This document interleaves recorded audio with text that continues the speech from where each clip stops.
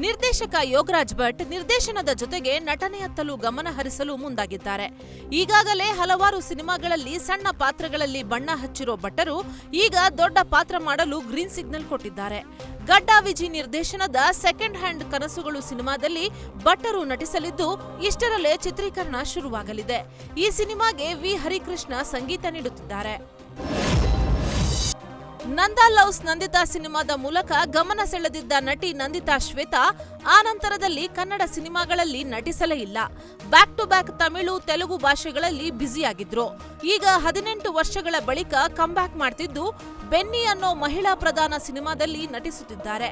ಈ ಸಿನಿಮಾದ ಮೊದಲ ಸ್ಕೆಡ್ಯೂಲ್ ಶೂಟಿಂಗ್ ಕಂಪ್ಲೀಟ್ ಆಗಿದ್ದು ಇಷ್ಟರಲ್ಲೇ ಟೀಸರ್ ಬಿಡುಗಡೆಗೆ ಚಿತ್ರತಂಡ ಸಿದ್ಧತೆ ನಡೆಸಿದೆ.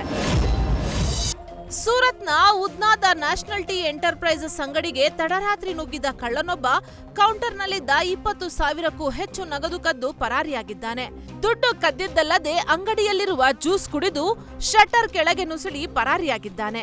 ಕಳ್ಳತನದ ಸಂಪೂರ್ಣ ದೃಶ್ಯಗಳು ಸಿಸಿಟಿವಿ ಕ್ಯಾಮೆರಾದಲ್ಲಿ ಸೆರೆಯಾಗಿದ್ದು ಪೊಲೀಸರು ಆರೋಪಿಗಾಗಿ ಹುಡುಕಾಟ ನಡೆಸಿದ್ದಾರೆ.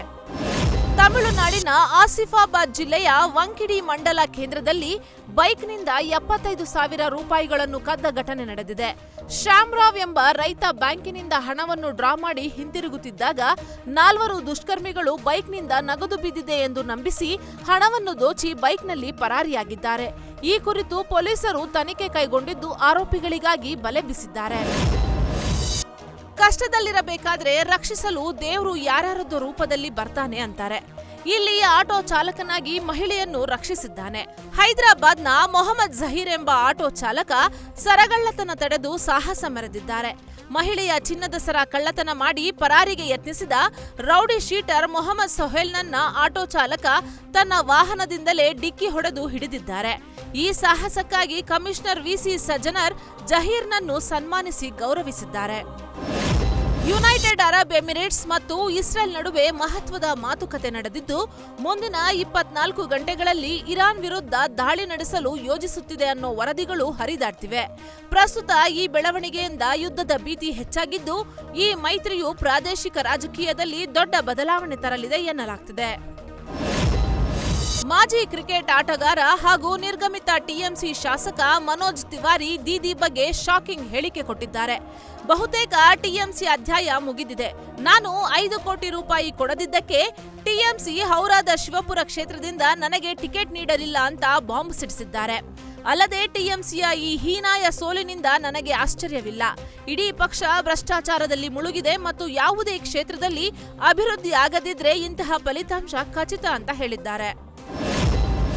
ಶಾಸಕಾಂಗ ಪಕ್ಷದ ನಾಯಕನಾಗಿ ಆಯ್ಕೆಯಾಗಿರೋ ನಟ ದಳಪತಿ ವಿಜಯ್ ನಾಳೆ ಪ್ರಮಾಣ ವಚನ ಸ್ವೀಕಾರಕ್ಕೆ ಸಕಲ ಸಿದ್ಧತೆ ನಡೆಸಿಕೊಳ್ಳುತ್ತಿದ್ದಾರೆ. ಈಗಾಗಲೇ ಈ ಬಗ್ಗೆ ತಮಿಳುನಾಡು ರಾಜ್ಯಪಾಲರ ಭೇಟಿಗೆ ಅವಕಾಶ ಕೇಳಿದ್ದು ಸರ್ಕಾರ ರಚನೆಗೆ ಅವಕಾಶ ಕೊಡುವಂತೆ ಮನವಿ ಮಾಡಲಿದ್ದಾರೆ. ಇದಷ್ಟೇ ಅಲ್ಲದೆ ಟಿವಿಕೆ ಪಕ್ಷಕ್ಕೆ ಬಹುಮತ ಸಾಬೀತಿಗೆ ಇನ್ನೂ 12 ಶಾಸಕರ ಕೊರತೆ ಇದೆ. ಕಾಂಗ್ರೆಸ್ ಬೆಂಬಲ ಕೊಟ್ಟಲ್ಲಿ 5 ಶಾಸಕರ ಬೆಂಬಲ ಸಿಕ್ಕಂತೆ ಆಗುತ್ತೆ. ಜೊತೆಗೆ ವಿಸಿಕೆ, ಐಯುಎಂಎಲ್, ಸಿಪಿಐ ಪಕ್ಷಗಳಿಂದ ತಲಾ 2 ಶಾಸಕರಿದ್ದಾರೆ. ಅವರುಗಳ ಬೆಂಬಲವನ್ನು ಪಡೆಯೋದಕ್ಕೆ ಟಿವಿಕೆಯಿಂದ ಪ್ಲಾನ್ ಮಾಡ್ತಿದೆ. ಎಲ್ಲ ಅಂದುಕೊಂಡಂತೆ ಆದ್ರೆ ನಟ ದಳಪತಿ ವಿಜಯ್ ನಾಳೆ ಪ್ರಮಾಣ ವಚನ ಸ್ವೀಕಾರ ಮಾಡೋದು ಬಹುತೇಕ ಖಚಿತ. ಬಳ್ಳಾರಿಯ ಸುಲ್ತಾನಪುರ ಗ್ರಾಮಕ್ಕೆ 2 ಕರಡಿಗಳು ಎಂಟ್ರಿ ಕೊಟ್ಟಿದ್ದು ಜನರಲ್ಲಿ ಆತಂಕ ಮೂಡಿಸಿತ್ತು. ನಿನ್ನೆ ರಾತ್ರಿ ಆಂಜನೇಯ ದೇಗುಲದ ಬಳಿ 2 ಕರಡಿಗಳು ಕಾಣಿಸಿಕೊಂಡಿದ್ವು. ರಾತ್ರಿ ವೇಳೆ ಕರಡಿ ಓಡಾಟ ಕಂಡು ಗ್ರಾಮಸ್ಥರಲ್ಲಿ ಆತಂಕ ಮನೆ ಮಾಡಿದ್ದು ಕರಡಿಗಳ ಓಡಾಟದ ದೃಶ್ಯ ಸ್ಥಳೀಯರ ಮೊಬೈಲ್ನಲ್ಲಿ ಸೆರೆಯಾಗಿದೆ. ನಿರೀಕ್ಷಿತ ಅನ್ನೋದಕ್ಕಿಂತ ಅಷ್ಟು ಬೇಗ ವಿಜಯ್ ಜನಪ್ರಿಯತೆ ಮತವಾಗಿ ಬದಲಾಗುತ್ತೆ ಅಂತ ಊಹಿಸಿರ್ಲಿಲ್ಲ ಅಂತ ಬೆಂಗಳೂರಿನಲ್ಲಿ ಗೃಹ ಸಚಿವ ಡಾಕ್ಟರ್ ಜಿ ಪರಮೇಶ್ವರ್ ಹೇಳಿದ್ದಾರೆ. ವಿಜಯ್ಗೆ ವಿಶೇಷವಾಗಿ ಯುವಕರು ಬದಲಾವಣೆ ಬಯಸಿ ಅವಕಾಶವನ್ನು ನೀಡಿದ್ದಾರೆ. ಕಳೆದ ಅನೇಕ ದಶಕಗಳಿಂದ ದ್ರಾವಿಡಿಯನ್ ಪಾರ್ಟಿಗಳು ಆಡಳಿತವನ್ನು ನಡೆಸಿಕೊಂಡು ಬಂದಿವೆ. ಪರ್ಯಾಯ ವ್ಯವಸ್ಥೆ ಬೇಕು ಅಂತ ಅಲ್ಲಿನ ಮತದಾರರು ತೀರ್ಮಾನಿಸಿದ್ದರು. ಇಷ್ಟು ಪರಿಣಾಮಕಾರಿಯಾಗಿ ಆಗುತ್ತೆ ಅಂತ ಯಾರೂ ಕೂಡ ಭಾವಿಸಿಯೂ ಇರಲಿಲ್ಲ ಅಂತ ಪರಮೇಶ್ವರ್ ಹೇಳಿದ್ದಾರೆ.